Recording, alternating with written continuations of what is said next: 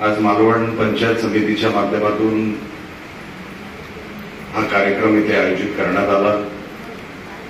राज्य शासनाच्या आणि पंचायत समितीच्या माध्यमातून जे लाभार्थी आणि ज्या लाभार्थ्यांना आज इथे वाटप करण्यात आलं त्यांचं मनापासून मी अभिनंदन करतो, त्यांना शुभेच्छा देतो। सन्माननीय प्रफुल्ल वालावलकरजी जेव्हा बोलत होते मी त्यांचं कान लावून ऐकवत होतो। खरं तर त्यांची मांडणी खरोखर चांगली आहे। म्हणजे एकदम असा पॉलिटिकल माणूस कसा बोलतो तसा तुम्ही बोलता, म्हणजे ऐकत राहावं असं वाटतं। आणि तुम्ही जी डिटेल दिली त्यांच्या मनोगतानंतर मी त्यांना विचारलं की मालवण पंचायत समिती आपला साधारण बजेट किती, टर्नओव्हर किती, तर हे सगळं आजचं बघितल्यानंतर कार्यक्रमाचं आम्ही राज्य सरकारकडून जेवढ्या मोठ्या प्रमाणामध्ये निधी आणायचा प्रयत्न करतोय तो आम्ही करूच,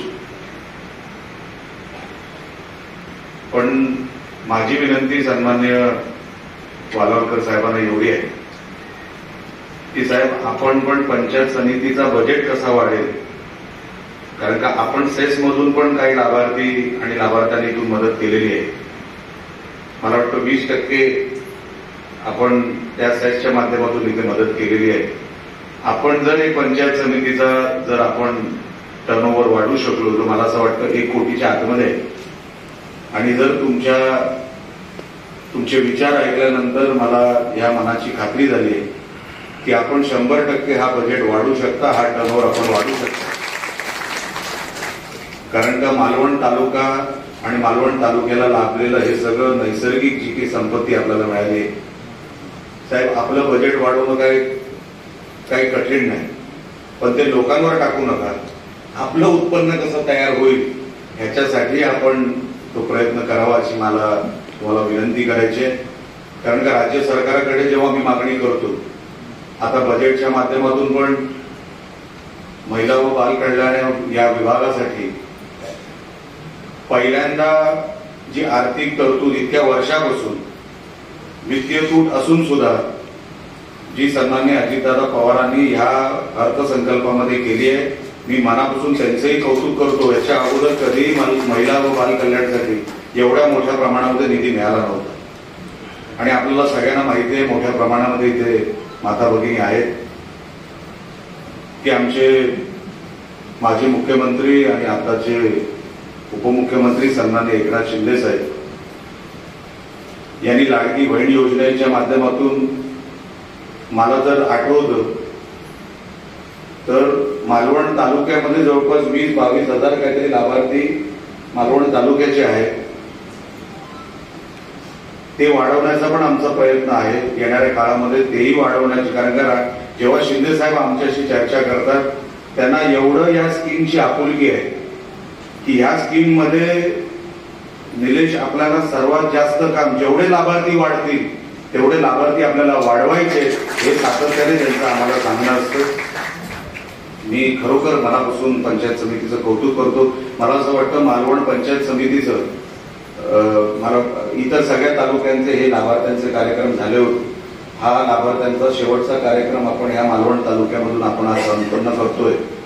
माझी विनंती आपल्याला सगळ्यांना हीच आहे की साहेब आपण जेव्हा शासनाचे पैसे आपण मागतो की आपण खर्च करतो, खाली ग्रामपंचायतीमध्ये आपण वितरित करतात, ते वितरित झाल्यानंतर त्या ग्रामपंचायतीत होतंय काय ह्याच्यावर पण आपण लक्ष ठेवावं। कारण का कधी कधी काय होतं, एखादा असा ग्रामसेवक, काही असे अनेक ग्रामसेवक असतील जे चांगलं काम करत असतील, ज्याचा आता आपण वरती प्रस्ताव देखील पाठवला ज्या ग्रामसेवकांचा, मी नुसतं ग्रामसेवकांवरच नाही पण असे अनेक ग्रामपंचायतीमध्ये वितरित झाल्यानंतर त्या निधीचं होतं काय, ते व्यवस्थित खर्च होतोय का नाही, तो लाभार्थ्यांना मिळतोय का नाही, आणि ज्या उद्देशाने आपण ग्रामपंचायतीत खाली पाठवतो तो बरोबर तो इम्प्लिमेंट होतोय की नाही ह्याच्यावर पण आपण लक्ष ठेवावं। कारण का अनेक वेळेला जे आम्हाला बाहेरून जाणवतं, जसं आवास योजनेचे आपण जे लाभार्थीकडे आज ज्यांना नावं घेतली, अजून साहेब भरपूर आहेत आम्ही राजकीय क्षेत्रामध्ये असल्यामुळे आम्ही गावागावामध्ये तळागाळापर्यंत जातो. अनेक प्रस्ताव त्यांचे दिलेले असतात पण अजूनपर्यंत होत नाही. आता साहेब योगायोगाने सन्माननीय राणे साहेब खासदार आहेत, नितेश राणे पालकमंत्री आहेत, मी आमदार आहे. साहेब आपण हक्काने जेवढं पाहिजे तेवढं मागून घ्या, ते देण्याची जबाबदारी माझी. फक्त साहेब त्याचं नियोजन असं करा की कोणी लाभापासून वंचित राहता कामा नये. कधी कधी याद्या बनवल्या जातात पण त्या याद्या ऑन पेपर्स राहू नये, त्या खालीपर्यंत त्यांना लाभ मिळावा याच्यासाठी दिवस रात्र आपण प्रयत्न वरतून तर करतोच आहे. आणि 100% मी तुम्हाला सांगतोय, आता मला 3.5-4 महिने झाले आमदार म्हणून, मी तुम्हाला सांगतो साहेब सगळा बॅकलॉग आपण भरून काढणार म्हणजे काढणार. आपण एवढ्या विश्वासाने मला इथे निवडून दिलं. खरं तर 3-4 महिन्यानंतर पहिल्यांदा एवढ्या मोठ्या संख्येत मी माता भगिनीच्या समोर मनोगत मांडायचा मला संधी मिळाली. मी खरोखरच आपले आभार व्यक्त करतो. अनेक गावांमध्ये मी तेव्हा पोहोचलो देखील नसेल तरी पण आपण निलेश राणेला मतदान केलं. आता ज्यांनी प्रास्ताविक जे सांगत होते, करत होते, ते बोलत होते ना की निलेश राणेचा चेहरा थोडा रागेट वाटतो, मला माहित नाही, ही माझी चुकीची मार्केटिंग चालली आहे. पण त्यांनी प्रेमाने सांगितलं, त्यांचं काय मनात तसं नव्हतं, कदाचित असेल तोंड माझं तसं काय माहिती. आणि हल्ली मी अमित खोत पत्रकारांना विचारा, हल्ली मी हसायचा पण प्रयत्न करतो. असे कोणाकोणाचं असतं ना तोंड तसं, असं काही असलं तर गंभीर बसलाय असं नसतं. आपण तसं मी कामाला फार प्राधान्य देतो. मी कधी, कारण का राणे साहेबांचे संस्कार आहेत, ते नेहमी सांगतात आपण सत्तेतले जर आमदार असो तर 1 मिनिटं पण फुकट घालवायचा नसतो. कारण का लोकांनी फार विचार करून तुला निवडून दिलेलं आहे. त्यांच्या हे आहे, अपेक्षा आहेत तुझ्याकडून. आणि जर 1 दिवस जरी आपण स्वस्त बसलो तर त्यांचा दिवस फुकट जातो, एवढं लक्षात ठेव. म्हणून 1 दिवस पण आयुष्यातला फुकट घालवायचा नाही. कुठे ना कुठेतरी एवढं लक्षात ठेवा, जरी कुठल्या कार्यक्रमाला वालावलकर साहेब मी पोहोचू शकलो नाही, काम मी माझ्या मतदारसंघाचंच करतोय, माझ्या जिल्ह्याचंच करतोय, माझ्या महाराष्ट्राचंच करतोय, एवढं फक्त आपण सगळ्यांनी लक्षात ठेवावं. आज एवढ्या मोठ्या प्रमाणामध्ये, एवढ्या शिस्तीत आपण सगळे, इतका वेळ बसून सुद्धा आपण सगळे बसलेला, अनेक वेळेला अशी शिस्त बघायला मिळत नाही. एकदा मनापासून तुमचे मी खरोखर आभार मानतो की आपण हे सगळं आज हे चित्र उभं केलं. वालावलकर साहेब, आपले सगळे सहकारी, आपले सगळ्या ज्या काही योजना आहेत, आणि सातत्याने मी आपल्या संपर्कात राहील. कारण का मी राज्य सरकारच्या जवळपास 29 डिपार्टमेंटकडे ज्या मागण्या केल्या आहेत त्याचा थेट संबंध आपल्या पंचायत समितीशी कसा जोडता येईल त्यासाठी मी एक चॅनल बनवतोय.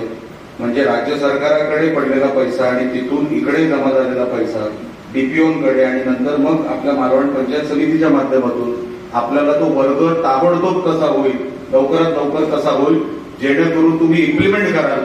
वेळ आपण डीपीडीसीला देखील होताच वाटतं मला, पहिल्या डीपीडीसीला आपला खर्च पैसा येतोय या सरकारमध्ये, पण तो खर्च पडत नाही. आपल्याकडे पावसाळ्याचे 4-3 महिने असतात, भयानक पाऊस असतो. अशा परिस्थितीमध्ये पण साहेब पहिल्यांदा खरं तर पालकमंत्र्यांचं पण मनापासून अभिनंदन केलं पाहिजे की जिल्हा नियोजनाचा आपला प्रारूप आराखडा हा पहिल्यांदा 400 कोटीवर गेला. पहिल्यांदा जिल्ह्यामध्ये ह्याच्या अगोदर कधीच प्रारूप आराखडा 400 कोटीवर गेलेला नाही. एवढ्या मोठ्या प्रमाणामध्ये आपल्याकडे निधी पडतोय, येतोय. आता त्याचं योग्य नियोजन करणं हे आपल्या सगळ्यांच्या हातात आहे. मी परत एकदा आपल्याला शुभेच्छा देत असताना एवढंच सांगतो, आपण माझ्याकडे मागणी केली पंचायत समितीच्या इमारतीसाठी 55 लाखाचा एस्टिमेट 8 वर्षापूर्वीपासून का रेंगाळत राहिलंय हे काय वेगळं मला काही सांगायची काही गरज नाही. पण मी तुम्हाला सांगतो, आज तेच 55 लाखाचं जे काही तुमचं एस्टिमेट आहे ते जरी 2 कोटीवर गेलं तरी मी तुम्हाला ते करून देणार, एवढं या निमित्ताने आपल्याला सांगतो. ह्याच्यात आपण पत्रकारांची मागणी होती असं सांगितलं, पत्रकार हसत पण नाही हे सगळी मागणी मंजूर केली.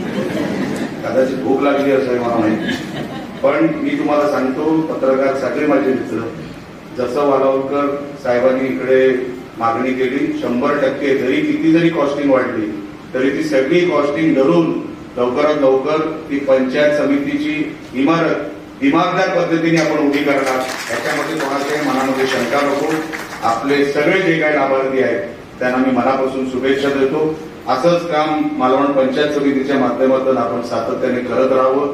लाभार्थी कसे वाढतील, त्यांना सोय कशी मिळेल, ती शेतीची असेल, वेगवेगळ्या आमच्या अंगणवाडी सेविका असतील. एक वेगळी मागणी मी येणाऱ्या अधिवेशनातून अंगणवाडी सेविकेसाठी करणार आहे, कारण का बिचाऱ्या ते एवढ्या मेहनत करतात, पण त्यांना योग्य ते जे म्हणतो ना मानधन असेल, त्यांना जो काही खर्च असेल तो त्या पद्धतीने मिळत नाही. म्हणून मी भाऊ म्हणून मी तुमच्या बरोबर आहे. हा सगळाच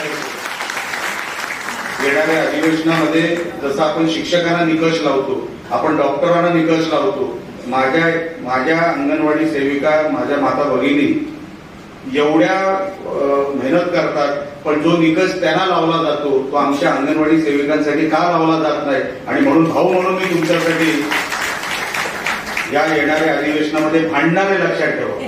नुसतं बोलणार नाही, भांडणार आहे. तर आपण अशीच तालुक्यामध्ये आपण सेवा करत राहावा. आपल्याकडून जी काही अपेक्षा असेल ह्या मतदारसंघासाठी, आपल्या जिल्ह्यासाठी मला कधीही सांगा. आपण फार मोठे उपकार राणे कुटुंबावर केलेले आहेत, कारण का तीन एका घरात एक खासदार, 2 आमदार. महाराष्ट्रामध्ये असा इतिहास नसेल, असा कधी झालं नसेल. ते माझ्या सिंधुदुर्ग जिल्ह्याने राणे कुटुंबाला दाखवलं. हे उपकार मी माझ्या आयुष्यात आम्ही कधी विसरणार नाही. म्हणून राणेसाहेब जेव्हा निवडून आले, जेव्हा खासदारकीला निवडून आले, तेव्हा सामंत साहेब मी राणेसाहेबांना सांगितलं, कारण का रत्नागिरीमध्ये आपण मायनस गेलो होतो. सिंधुदुर्गाच्या मतांमुळे राणेसाहेब खासदार होऊ शकले. म्हणून मी राणेसाहेबांना बोललो होतो, साहेब काही झालं तरी चालेल, पण या 5 वर्षामध्ये ह्या जिल्ह्यासाठी एवढं उभं करायचं चित्र, असं काहीतरी देऊन जायचं की ह्या जिल्ह्याने आपल्याला इतिहासच फक्त नाव नाही, या जिल्ह्याने आपल्याला भरभरून दिलेलं आहे. म्हणून जेवढं भरभरून देता येईल तेवढं ह्या 5 वर्षामध्ये मी आणि माझं सगळं जे काय पणाला लावायचं आहे ते सगळं पणाला लावणार. आणि ह्या जिल्ह्याला, माझ्या मतदारसंघाला आणि खास करून या मतदारसंघाला टॉप 5 मतदारसंघात आणण्यासाठी जेवढं काय करताय तेवढं सगळं करणार. आपण असाच आशीर्वाद माझ्यावर ठेवावं. मी परत एकदा पंचायत समितीचा आणि त्यांच्या सगळ्या अधिकाऱ्यांचा, सहकाऱ्यांचा आणि वालवालकर साहेब, आपण असेच बोलत राहा, ऐकायला बरं वाटतं. आणि जसे जसे बोलताय तसं तसं कामाला जर वेग मिळाला तर त्याच्यासारखं मग आम्ही सत्कार करू, आम्ही सत्कार करू तुमचे. आणि तुमचं काम खरोखर चांगलं देखील आहे. तुम्ही चांगलं काम करताय, तुमचं मनापासून मी कौतुक देखील करतो. पण आपल्याला कसं राणे म्हणजे ते फास्ट आवडते. ते पिक्चरमध्ये दाखवतात ना, पुरा अख्खं आयुष्य 3 तासात, तसं आमचं आहे. आम्हाला फास्ट रिझल्ट फास्ट मिळाला. माझ्या माता भगिनींच्या, माझ्या गावामध्ये ग्रामस्थांच्या तोंडावर एक समाधानाचं हास्य दिसलं, साहेब आयुष्यामध्ये दुसरं काही नाही.